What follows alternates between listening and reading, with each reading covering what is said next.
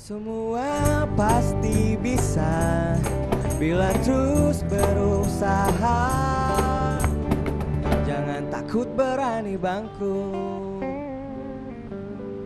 Masih di Berani Bangkrut bersama pengusaha yang pernah bangkrut dan sekarang sukses. Ibu Juliana dengan produk kecantikannya ditambah klinik kecantikan yang sekarang sudah tersebar di 26 kota.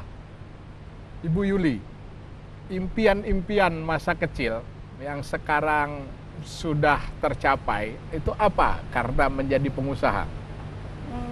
Sekarang saya udah bisa jalan-jalan keliling beberapa negara gitu, keliling dunia gitu Pak.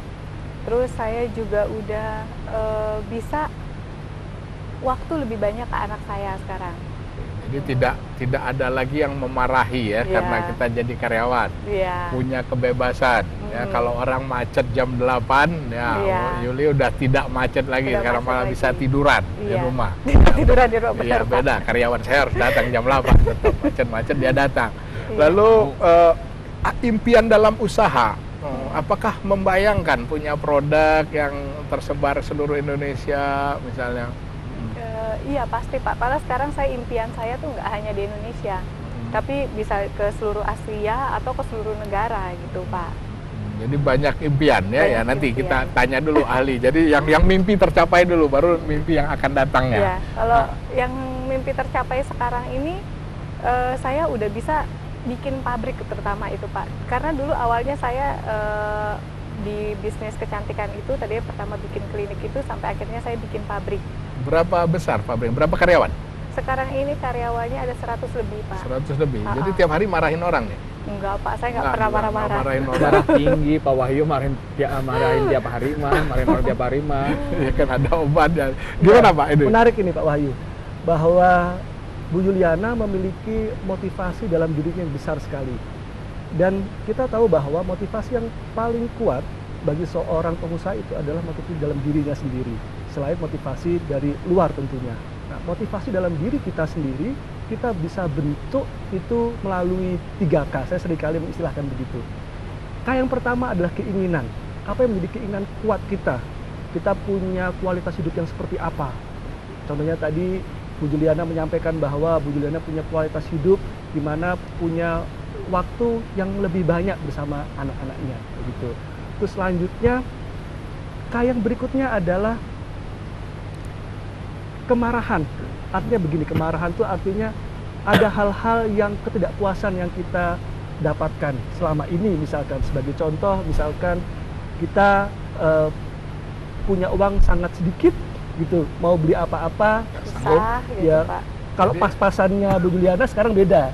Pas-pasannya pas pingin ganti mobil baru ada uangnya, pas pingin beli rumah baru ada. Yang kita miliki, misalkan kita punya kemarahan bahwa waktu itu misalkan kita ingin memenuhi kebutuhan pokok kita tidak bisa memenuhinya. Nah, itu bisa kita simpan menjadi satu kemarahan bahwa saya harus punya kehidupan yang lebih baik, saya tidak mau seperti ini lagi. Yang ketiga K-nya? Nah, apa itu ya? Nah, K yang berikutnya itu adalah selain ya, keinginan, kemarahan, yaitu K yang berikutnya adalah kita selalu ingin menjadi lebih baik. Selalu ingin menjadi lebih baik, yaitu kebutuhan selalu ingin menjadi lebih baik. Ingin lebih baik. Seperti itu. Dengar itu, kemarahan itu energi dari dalam, dia bilang. Cuma bukan kemarahan konyol pasti ya. Betul. Ketidakpuasan itu membuat energi. Jadi mungkin Ibu ini punya banyak keinginan dulu, banyak mimpi. Betul. Oke. Nah, keinginan ke depan selain tadi ingin membuka cabang atau berjualan di luar negeri, apa lagi keinginan yang ini harapan? Kemarahan yang masih ada itu apa? Saya sebetulnya Pak mau bilang gitu ya, untuk generasi yang muda-muda ini Pak, karena waktu saya zaman sekolah, saya lulus, saya tuh hanya berpikir saya tuh jadi karyawan. Saya lulus kerja yang baik, dapat uang gitu. Tapi ternyata pada saat saya udah menjalani ini semua, saya bisa jadi pengusaha gitu. Nah, saya pengen generasi muda juga begitu, bahwa mereka tuh bisa juga jadi pengusaha.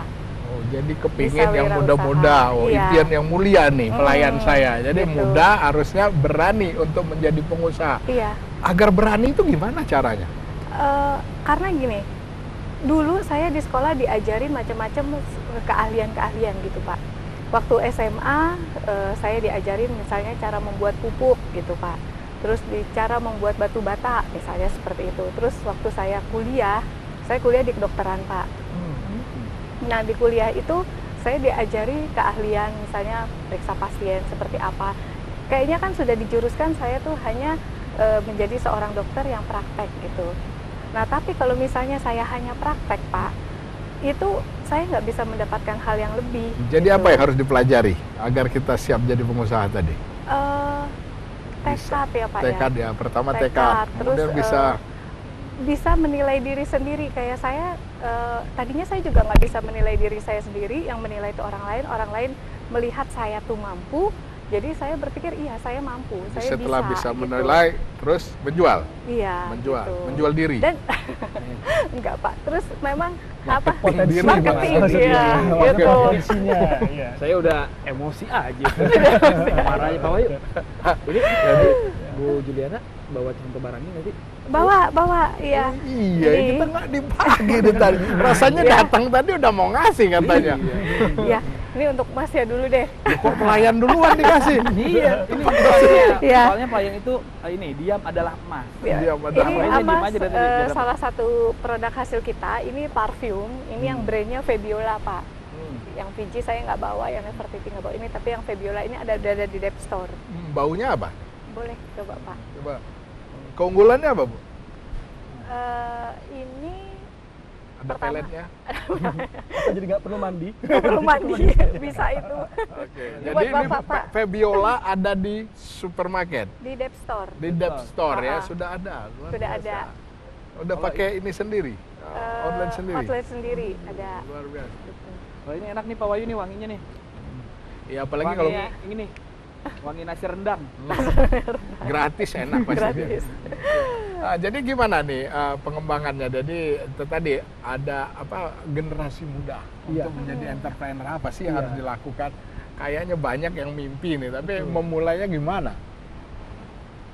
Untuk ya para pemuda di Indonesia, sosok dari Bu Juliana ini perlu dicontoh. Kenapa? Karena ya ternyata beliau itu kuliahnya di kedokteran ya. Nah biasanya yang setahu saya ya, itu tidak semuanya. Itu masuk kedokteran itu gengsinya besar, gede gengsinya. Kenapa? Karena merasa fakultasnya elit gitu ya. Nah, namun apa yang dilakukan oleh Bu Juliana adalah memupus gengsinya itu untuk selagi kuliah melakukan aktivitas yang produktif. Tentunya selain belajar di bangku kuliah, ya, melakukan aktivitas penjualan barang-barang rumah tangga tadi. Nah, ini bisa kita contoh bahwa bagaimana para pemuda di Indonesia dengan latar belakang apapun juga bisa mengasah kemampuannya melalui aktivitas penjualan. Kenapa? Karena kalau bicara mengenai penjualan itu paling mudah dan juga modalnya paling rendah. Kita Iya, tinggal benar, datang Pak. ke perusahaan yang punya barang, kita Iya. bilang, Datang ke Bu Juliana dan Bu, saya mau menjual. Ya? saya mau jual ini parfumnya, boleh nggak? Iya. Jadi apa yang Ibu lakukan untuk memotivasi, membantu memotivasi para pemuda ini? Iya. Jadi jangan selalu bilang, maksudnya untuk jadi pengusaha itu harus punya modal besar, itu enggak Pak. Tanpa modal pun bisa jadi pengusaha. Kayak tadi Bapak bilang, kita tinggal datang ke misalnya pabrik atau yang memproduksi barang, itu kita bawa, tinggal kita jual. Itu udah langsung dapat uang. Nah itu kalau dikumpulin terus, dia pun nanti bisa produksi sendiri.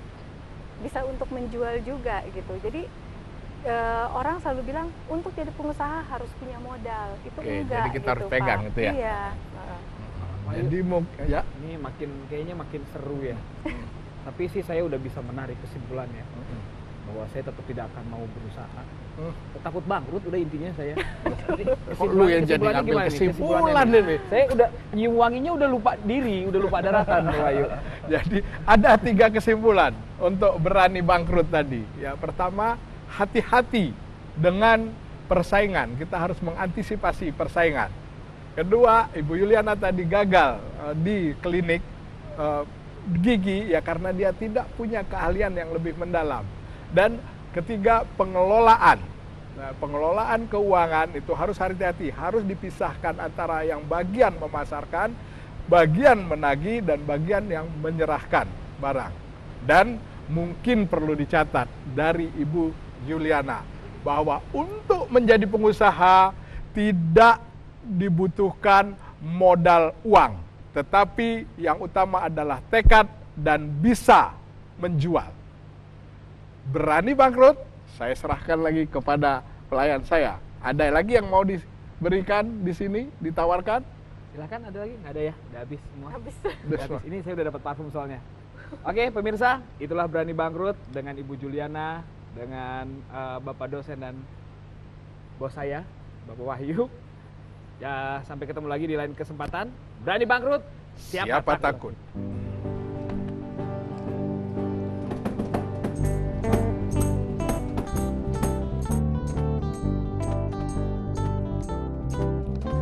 Sukses itu mimpi kita semua.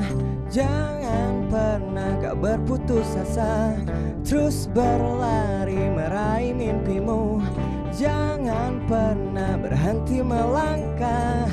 Bila terjatuh bangkit dan jangan berhenti. Kesuksesan akan menghampiri. Oh, oh, semua pasti bisa mewujudkan mimpinya. Semua pasti bisa bila terus berusaha. Jangan takut berani bangkrut.